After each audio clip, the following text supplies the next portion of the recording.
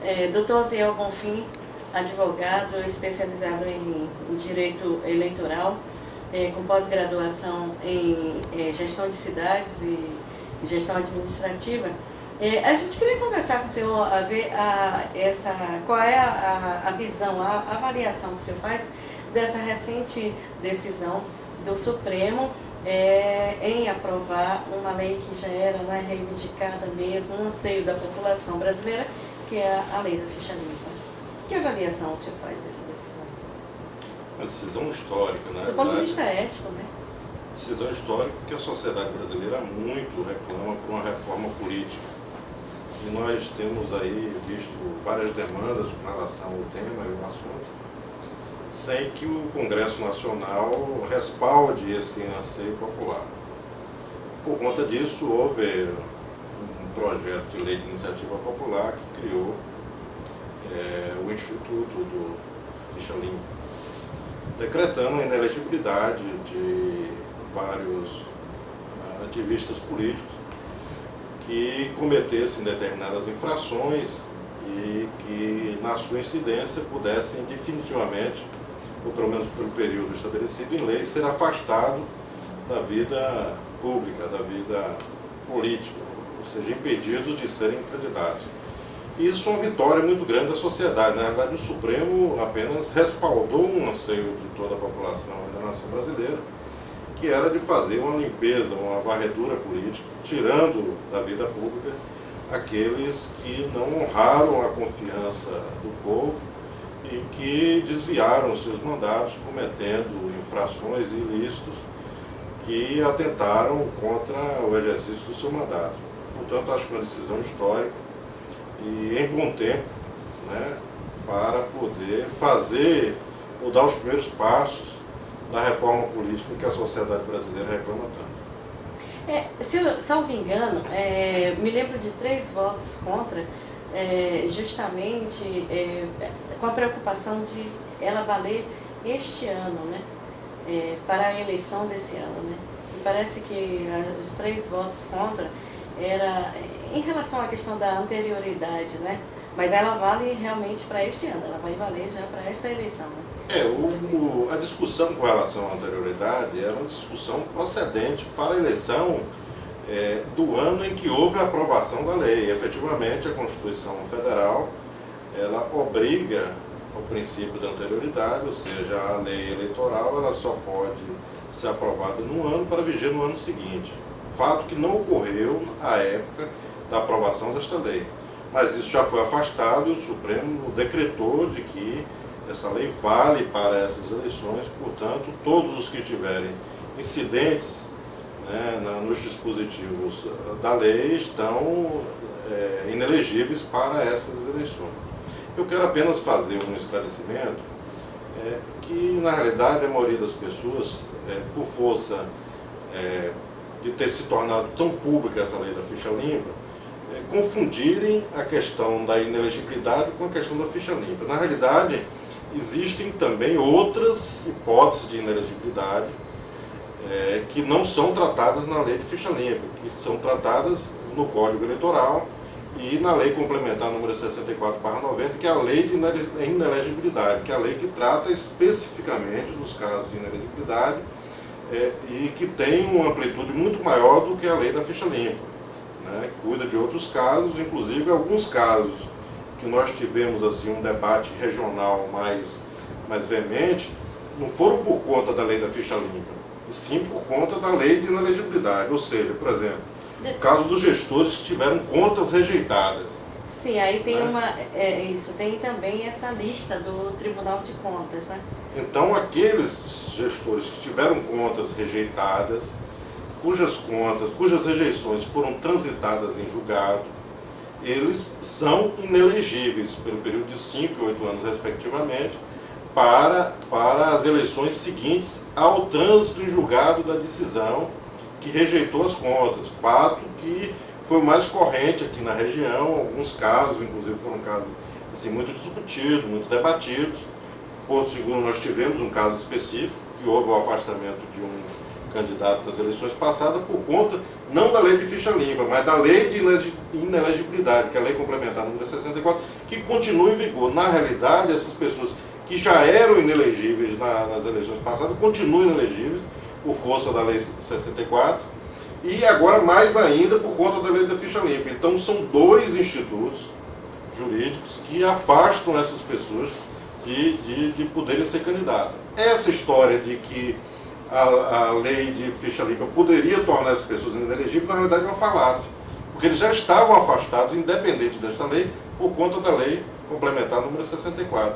A lei de ficha limpa e esse julgamento apenas retificou o que já havia determinado em uma lei anterior, que era a lei de inelegibilidade.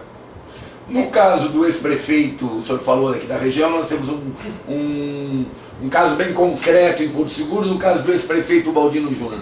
Qual a situação jurídica que o senhor vê dele e a possibilidade de ele vir participar da eleição desse ano? O caso do ex-prefeito é um caso típico dos que já eram alcançados pela lei complementar número 64, ele já era inelegível por conta da lei complementar, por ter contas rejeitadas em convênios federais, né?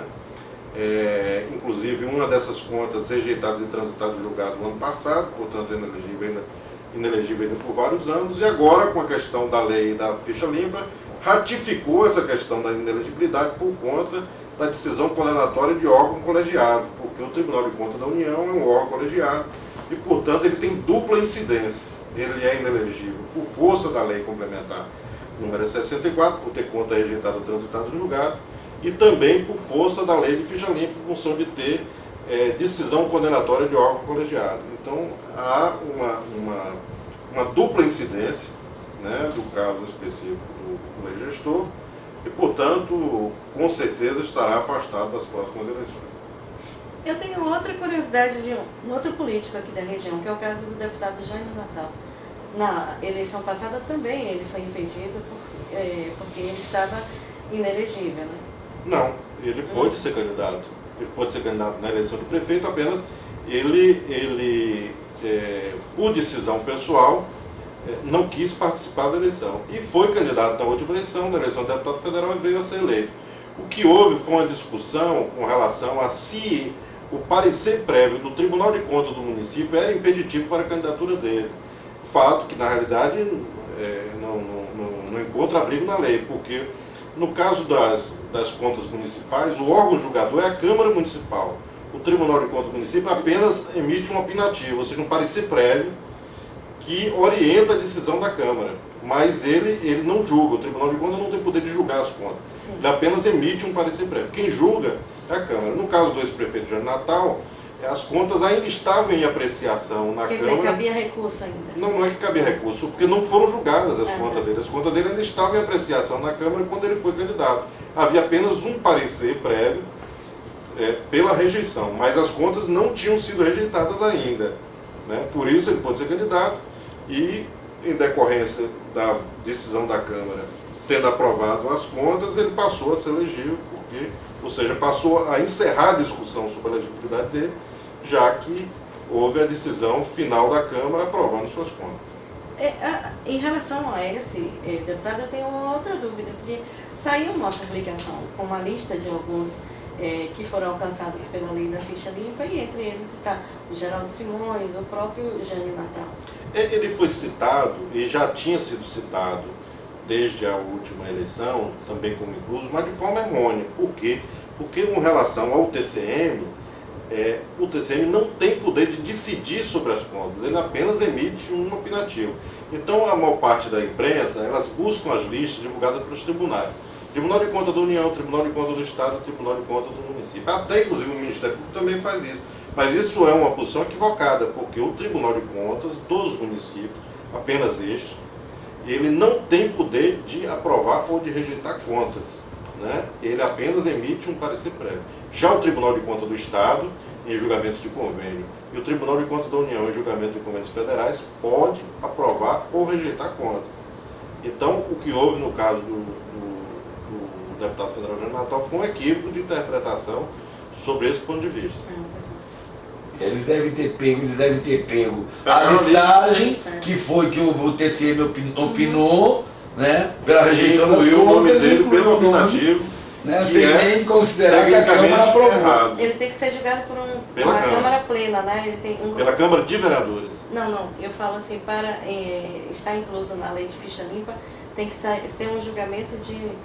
Vamos separar novamente. Isso que eu falei que as pessoas confundem. Uma coisa é a lei de inelegibilidade, que é a lei 64 de 1990. Sim. Ela diz que é impedido de ser candidato um gestor que teve suas contas rejeitadas.